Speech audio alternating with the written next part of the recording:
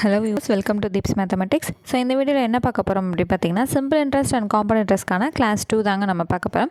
ப்ரீவியஸாகவே class 1 வந்து நாங்கள் post பண்ணியிருக்கோம். அதுக்கான லிங்க் வந்து நான் டிஸ்கிரிப்ஷன் கொடுக்குறேன், வேணுங்கிறவங்க கிளிக் பண்ணி பார்த்துக்கோங்க. ஸோ ப்ரீவியஸாக கொஷினுக்கான சொல்யூஷன்ஸ் PDF எல்லாமே நம்ம சேனலில் வந்து சேல் பண்ணிகிட்ருக்கோம். So LCM and HCF simplification இது ரெண்டுமே வந்து கம்ப்ளீட்டாக நம்மள்ட்ட ரெடியாக இருக்குங்க. ஸோ ஈச் டாபிக் பார்த்தீங்கன்னா 20 rupees. ஸோ வேணுங்கிறவங்க டிஸ்கிரிப்ஷன் இருக்கக்கூடிய வாட்ஸ்அப் நம்பருக்கு காண்டாக்ட் பண்ணி நீங்கள் அதை பர்ச்சேஸ் பண்ணிக்கலாம். இன்றைக்கான ஃபர்ஸ்ட் சம் பாருங்கள். In what time will ₹2000 amount ₹2 2420 at 10% per annum compound interest? So அப்படியே தமிழில் வந்து பார்த்துருங்க.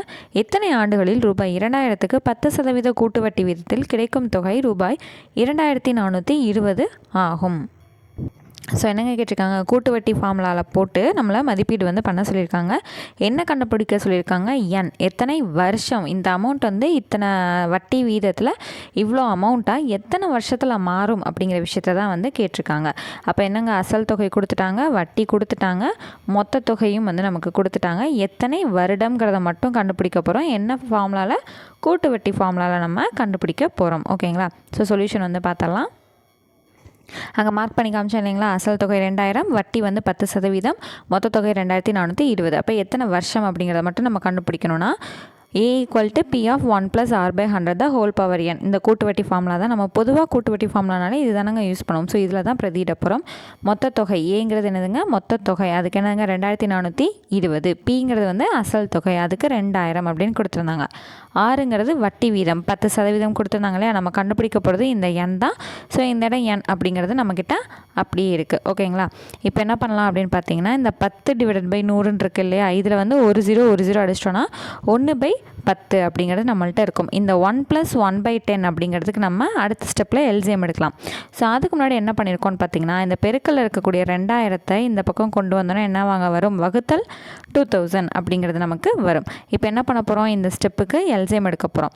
அப்போ என்ன வரும், கீழே வந்து 1 இருக்கனால ரெண்டையுமே 10 மாற்றணும். அப்போ இங்கே மேலேயும் கீழேயும் 10ஆல் பெருக்கணும் அப்படின்னா என்னங்க வரும், மேலே 10 + 1, இங்கே கீழே 10 இருக்கும். அப்போ 11/10 தி ஹோல் பவர் என்னென்னு அடுத்த ஸ்டெப்பில் எழுதுவோமா? அவ்வளோதாங்க. அதை இங்கே நான் டீட்டெயில்டாக எழுதியிருக்கேன். சரி, இப்போ அப்படியே இடது கை பக்கம் பார்த்தீங்கன்னா 2420/2000 இருக்கா, அதை ஒரு ஜீரோக்கு அடிச்சிடலாம். இங்கே அடித்தோம், 2 டேபிள் அடித்தோன்னா 100, இங்கே மேலே 121. 121ங்கிறது வந்து 11 ஸ்கொயருங்க, 100ங்கிறது 10 ஸ்கொயர். இதனால் ஞாபகம் வச்சுக்கோங்க. எதுக்குங்க இவ்வளோ ஸ்டெப் எழுதியிருக்கீங்க, சிம்பிளாக முடிச்சிருக்கலாமே அப்படின்னு கேட்டிங்கன்னா, ரொம்ப ஸ்லோ லேர்னர்ஸ் இருக்காங்கன்னா அவங்களுக்கு யூஸ்ஃபுல்லாக இருக்கணுங்கிறதுக்காக தான் இப்படி எழுதியிருக்கோம். ரொம்ப ப்ரீஃபாக ஒரு ஸ்டெப்பும் எழுதியிருக்கோம். ஓகேங்களா? ஸோ இப்போ LCM எடுத்தப்போ என்னங்க கிடச்சது, 11/10ங்கிறது இந்த ஸ்டெப் எழுதியிருக்கோம். இங்கே என்ன வரும், 11 ஸ்கொயர் பை 10 ஸ்கொயருங்கிறது என்னங்க பண்ணலாம், இந்த ரெண்டுத்துலேயுமே பொதுவாக ஸ்கொயர் இருக்கனால ஹோல் ஸ்கொயர்னு காமனாக இந்த ஸ்டெப்பில் நம்ம எழுதலாமா? ஓகே, அதுதான் எழுதியிருக்கோம். ஸோ இப்போ 11/10ங்கிறது ரெண்டு சைடுமே காமனாக இருக்குது. அப்போ என்ன பண்ணலாம், பவரை விட்டுட்டு பேஸ், சரிங்களா, பேஸ் ரெண்டும் சமமாக இருந்துச்சுன்னா பேஸ் ரெண்டையும் அடிச்சிடலாம். ஓகேங்களா? இதுக்கு என்னென்னா A/m = A/n ஒரு ஃபார்முலா இருக்குது. பேஸ் ரெண்டும் சமமாக இருந்துச்சுன்னா அதை விட்டுட்டு பவரில் இருக்கிறத மட்டும் ஆன்சரை எடுத்து எழுதிக்கலாம். ஓகேங்களா? அப்போ இங்கே என்னங்க வரும், n = 2 அப்படிங்கிறத நமக்கான ஆன்சராக வரும். அப்போ எத்தனை வருஷங்க, 2 வருஷத்தில் இந்த அமௌண்ட் வந்து 10% வட்டியில் இந்த மொத்த தொகையாக மாறும் அப்படிங்கிறத நமக்கான மதிப்பு. அடுத்த question, what is compound interest on ₹5000 at 12% per annum for 2 years compounded annually?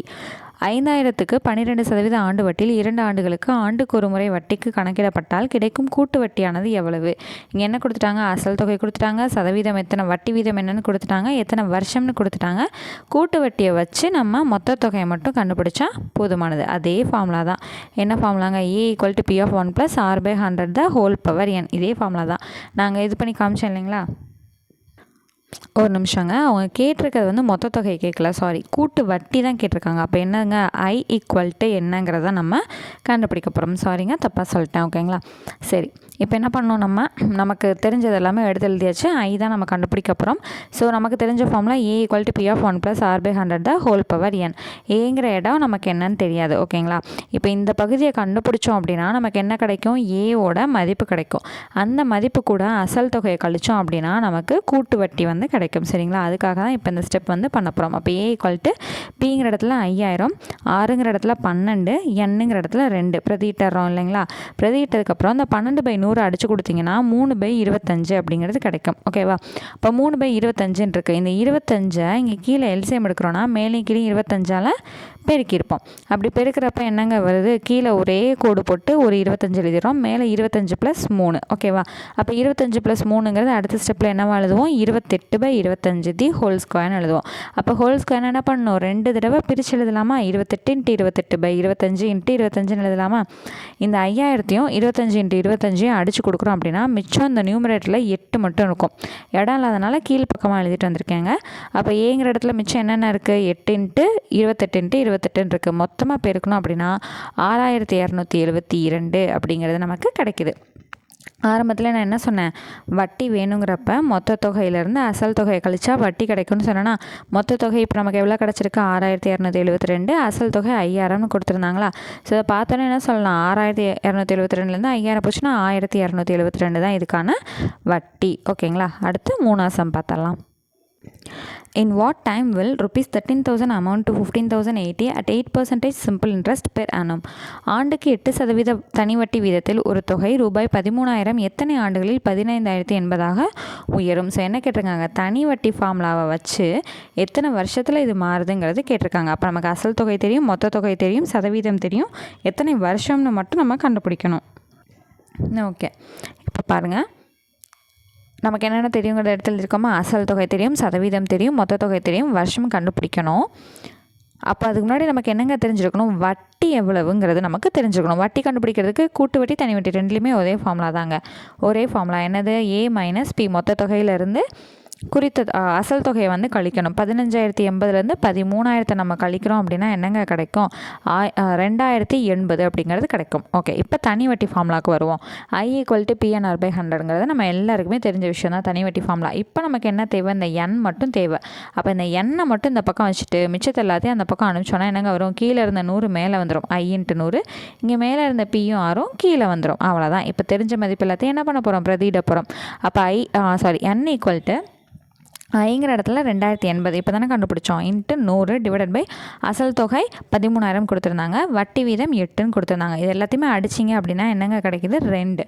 அப்போ எத்தனை வருஷத்தில் அசல் தொகை இந்த மொத்த தொகையாக மாறுது அப்படின்னா 2 வருஷத்தில் மாறிடுது. அடுத்தது 4வது question. If a person pays an interest of 750 for 2 years on a sum of 4,500, find the rate of interest. ஒருவர் 4,500க்கு 2 ஆண்டுகளுக்கு வட்டியாக 750 கொடுத்தால் வட்டி வீதம் என்ன? ஸோ என்னங்க கொடுத்துருக்காங்க, 4,500 2 ஆண்டுகளுக்கு, அசல் தொகை எத்தனை வருஷம், எவ்வளோ வட்டி கிடைக்கிது எல்லாமே தெரியும் நமக்கு. ஆனால் அந்த வட்டி சதவீதம் என்னங்கிறத மட்டும்தான் நம்ம கண்டுபிடிக்க போகிறோம். சரிங்களா?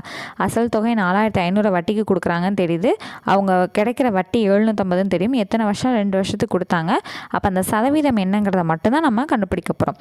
அப்போ தனி வட்டி ஃபார்ம்லாம் தெரியுதா, I = P/100னா நமக்கு 6 தான் வேணும். அப்போ 6 விட்டுட்டு மிச்சம் எல்லாத்தையும் அங்கிட்ட அனுப்பிச்சோன்னா என்னங்க வரும், I × 100 வகுத்தல்ல P × N. அவ்வளோதான். ஓகேங்களா? இந்த ஃபார்முலாவில் பிரதியிட்டாலே நமக்கு ஆன்சர் கிடச்சிடும். ஸோ அதே ஃபார்முலாவை திரும்ப நான் ஒன்ஸ் அகேன் உங்களுக்கு ரீரைட் பண்ணி எழுதியிருக்கேன். R = I × 100/P × N. ஒருவேளை PDF பர்ச்சேஸ் பண்ணிட்டீங்கன்னா உங்களுக்கு தெளிவாக புரியணும் இல்லைங்களா? ஸோ ஸ்டெப் பை ஸ்டெப்பாக எல்லாமே கரெக்டாக எழுதியிருக்கேன். அப்போது R தான் கண்டுபிடிக்க போகிறோம். ஐங்கிற இடத்துல 750 × 100, அசல் தொகை 4,500, வருஷம் வந்து 2. இதை மொத்தமாக அடித்து கொடுக்குறீங்க அப்படின்னா மீதம் வந்து 25/3ன்னு நிற்குங்க.